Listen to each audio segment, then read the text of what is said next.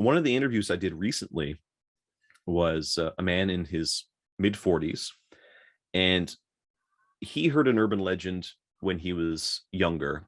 A friend of a friend told him. Perfect example of an urban legend. He said the man was driving along a highway, and he was driving drunk. He was out, had a few drinks with his buddies, driving drunk on the Gyuto on that highway. And when he was driving along the darker parts of the highway in the middle of the night, he saw a woman standing on the side of the road. He thought, that's weird. She shouldn't be out here by herself. It's dangerous.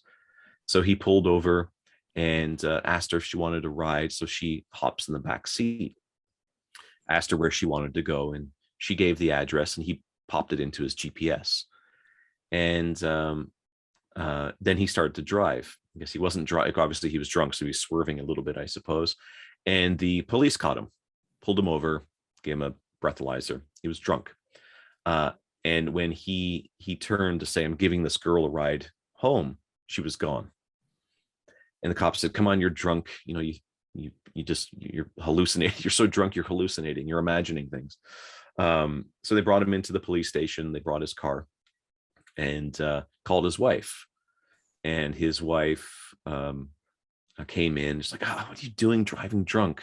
This is awful. I can't believe you did that. Come on, we're going home. They charged him and took him home. She hopped in the car, and she was a little bit nervous driving. And she turned on the GPS, and the coordinates were still there that he had recently punched in, when the coordinates that the young woman had given him.